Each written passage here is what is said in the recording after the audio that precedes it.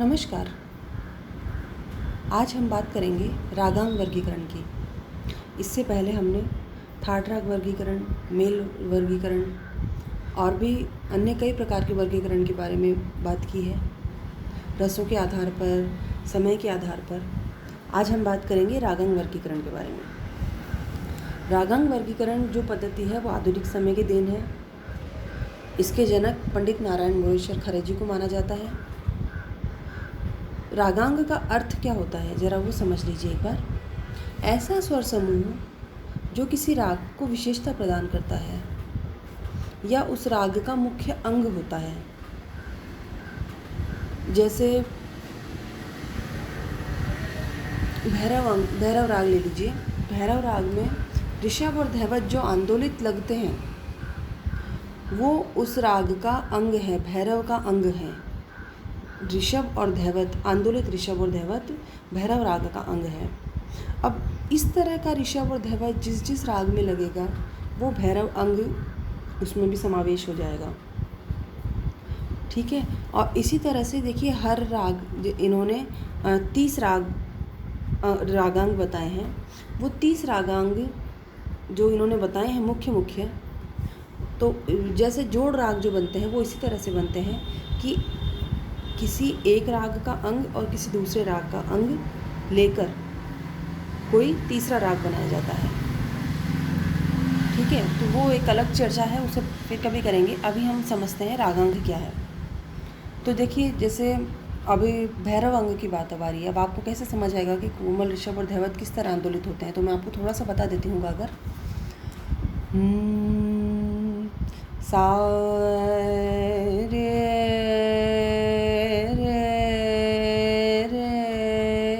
सा,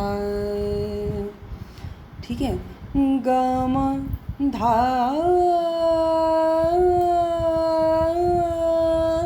प ग म रे सा। अब देखिए आंदोलन जो है रे और ध का, ये भैरव का मुख्य अंग है, ठीक है। ग म रे सा, देखिए हम ऐसे भी तो कर सकते हैं ग म रे सा, लेकिन ये जो रेसा है वो भैरव अंग नहीं हुआ। ग म रे सा, ये जो आंदोलन है ऋषभ का ये भैरव अंग है, ठीक है। इसी तरह ऋषभ रेपा की जो मीट युक्त संगति है वो मल्हार अंग है। जैसे सा रे पा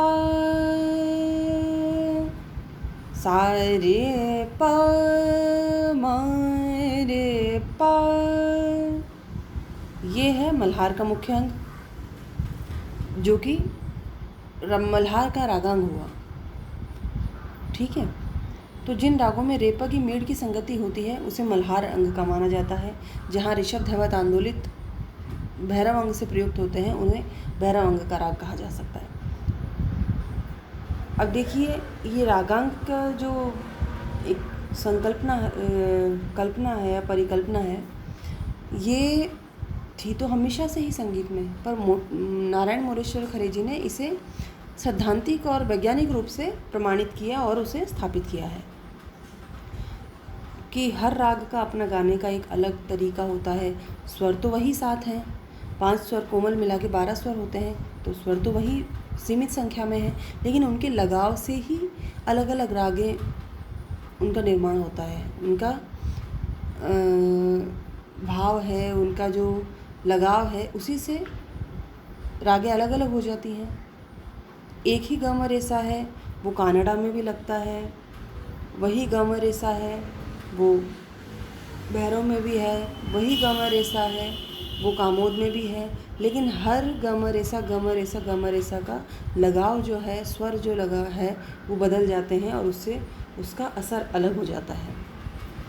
तो देखिए जैसे ग म रेसा जो है कानड़ा रागांग जो है ग म रेसा, उसमें गंधार अति कोमल होता है, और जिन जिन रागों में ये गम रेसा इस तरह से प्रयुक्त होता है कानड़ा अंग से, तो वो कानड़ा अंग का राग हो जाता है। जैसे दरबारी कानड़ा हुआ या नायकी कानड़ा हुआ।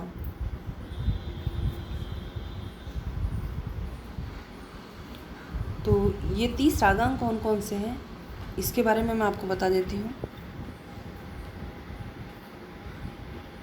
देखिए, ये एक चार्ट है, सारणी है एक। 30 रागांग जो इन्होंने बताए हैं उनके नाम हैं। बिलावल है, उसका रागांग कल्याण, खमाज, भैरव, काफ़ी, मारवा, पूर्वी, तोड़ी, भैरवी, आसावरी। देखिए, ये तो हमारे 10 थाट हैं। उन 10 थाटों के 10 रागांग हुए, ठीक है, 10 रागों के। ये तो 10 थाटों के नाम है ही। इसके अलावा और कौन कौन से रागांग वो भी हैं। ललित हुआ, सारंग है, सारंग का जैसे रेमा रे और नीप, ये सारंग अंग हुआ।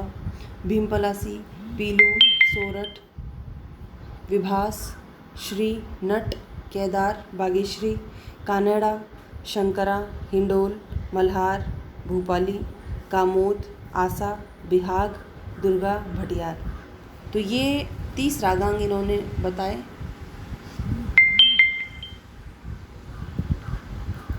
माफ़ कीजिएगा, 30 रागांग इन्होंने बताए हैं नारायण मोरेश्वर खरे जी ने। इनका नाम आप ध्यान रखिए कि रागांग पद्धति का जनक किसे कहा जाता है। कई बार क्वेश्चन आ जाता है पेपर में। अब बात करते हैं दशविध राग वर्गीकरण की। दशविध राग वर्गीकरण जो है वो पंडित शारंगदेव के द्वारा बताया हुआ है। उन्होंने जो उस समय के राग थे उन्हें 10 भागों में बांटा था। वो 10 भाग कौन कौन से वो मैं आपको बता देती हूँ, क्योंकि आज के समय में प्रचलित नहीं है, इनका आज के समय में कोई उपयोग नहीं है। तो आप सिर्फ इतनी जानकारी रखेंगे तो भी काफ़ी होगा। तो जैसे पहला ग्राम राग हुआ, फिर राग, फिर उपराग, भाषा, विभाषा, अंतर्भाषा, रागांग, भाषांग, क्रियांग और उपांग। इस तरह से इन्होंने ये 10 हिस्से किए थे इस रागों के बांटने के लिए। अब इसके बाद बारी आती है शुद्ध छायालग और संकीर्ण राग वर्गीकरण की। प्राचीन समय में वर्गीकरण की कई पद्धतियाँ प्रचलन में रहीं, ये भी उनमें से एक है। अब इसमें क्या था ये देखिए। शुद्ध राग जो थे वो ऐसे राग थे जिनमें सभी नियमों का पालन किया जाता था, उन्हें शुद्ध रूप में ही प्रस्तुत किया जाता था, किसी अन्य राग की कोई छाया उन पर नहीं आती थी कभी भी। जैसे बिलावल हुआ, कल्याण हुआ, ये अपने आप में शुद्ध राग हैं, इनमें किसी अन्य राग की या रागांग की कोई छाया नहीं दिखाई देती है। इसके बाद आता है छायालग राग। छायालग राग ऐसे राग थे जिनमें किसी दूसरे राग की छाया दिखाई देती थी। अब जैसे अगर हम सपोज़ कीजिए कोई जोड़ राग गा रहे हैं तो उसमें 2 रागों की छाया दिखाई देगी कि उत्तरांग में किसी और राग का दिखेगा प्रभाव और पूर्वांग में किसी अन्य राग का।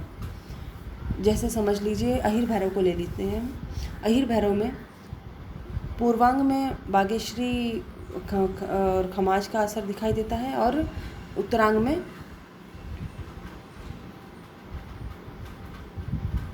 माफ़ कीजिएगा पूर्वांग में ऋषभ का गम रेसा से और उत्तरांग में बागेश्वरी या खमाज, इस तरह से असर दिखाई देता है। जैसे यहाँ पे अब कहे देख लीजिए तिलक कामोद की जब बात आती है तो तिलक कामोद में कामोद का जो अंग है वो गम रेसा, गम प गम रेसा इस तरह से दिखाई देता है।